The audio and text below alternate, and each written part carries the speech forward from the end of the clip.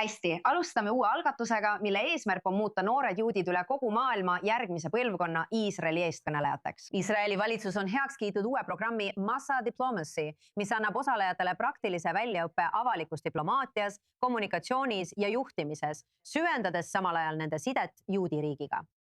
See algatus tuleb ajal, mil Iisrael otsib uusi viise kasvava antisemitismi ja valeinfo vastu võitlemiseks välismaal.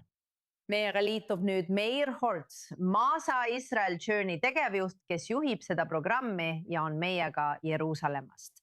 Tere ja aitäh, et olete siin. Jah, hea meil siin olla. Massa on heebrea sõna, mis tähendab teekonda. Sellel on väga sügav tähendus. Selgita, miks see algatus on väga oluline, arvestades, mida Massa kui mõiste tegelikult esindab? Ma astun sammu tagasi ja ütlen, mis Massa tegelikult on. Meid asutasid 22 aastat tagasi juudi agentuur ja Iisraeli valitsus, et tuua noori juute üle kogu maailma siia Iisraeli, et nad saaksid siin pikaajalisi ja tähendusrikkaid kogemusi. Viimase 22 aasta jooksul on meil olnud üle 220 000 vilistase ja nad on osalenud erinevates programmides.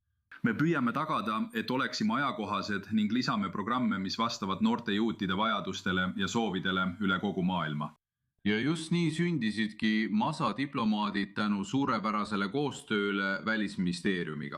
Me katsetasime seda programmi eelmisel aastal ja tõime tõesti piloodi raames kokku 20 osalejat erinevatest riikidest.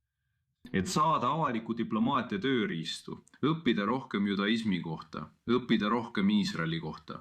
Ja loodetavasti tunnevad nad end mugavamalt neid arutelusid pidama nii iseendaga kui ka teistega. Õige.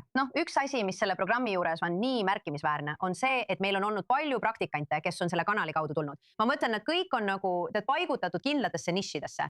Aga ma arvan, et viimaste aastate jooksul oleme õppinud, et meil on tõesti vaja diplomaate välismaal. Nii et isegi kui mõned neist tudengitest ei saa tegelikult Iisraeli elama asuda, selgita miks. See on tegelikult diplomaatia 2.0, kuidas see võiks tulevikus välja näha. Mitte ainult saadikud ja inimesed, kes elavad erinevates maailma paikades.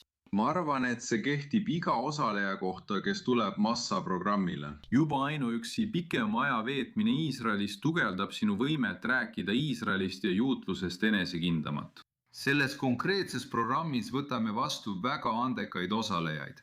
Tead, kriteeriumid ja valikuprotsess on üsna range. Eelmisel aastal oli meil üle 100 taotleja, kelle seast valiti need 20 kohta, inimesed, kes on juba kas sotsiaalmeedias või oma kogukondades aktiivsed, ning me anname neile tööriistu, et nad saaksid teha veelgi rohkem seda, mida nad juba teevad, ja võimaluse teha seda, mida nad suudavad.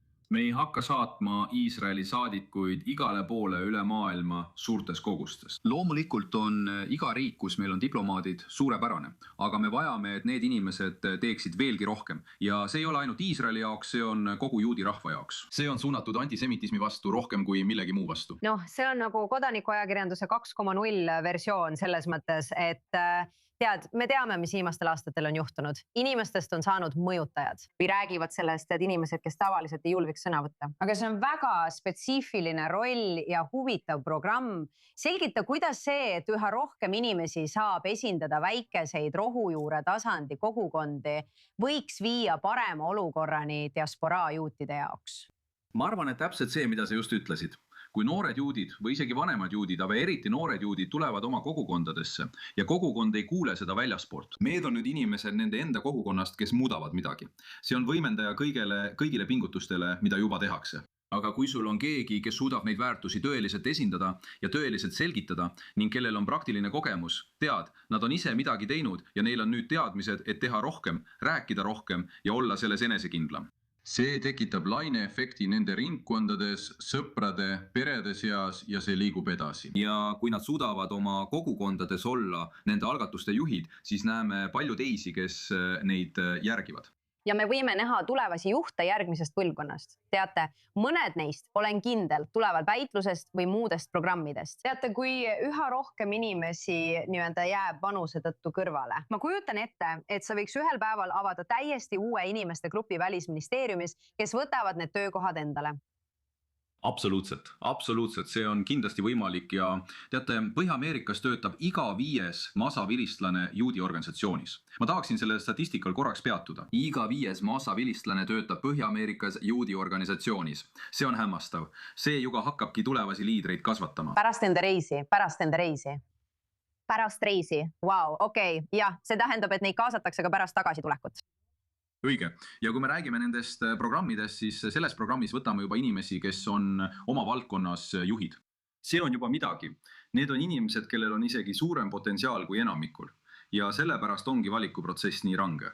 Ma usun kindlasti, et iga üks neist inimestest, kes sellesse programmi vastu võetakse, saab tulevikus mingil moel juhiks.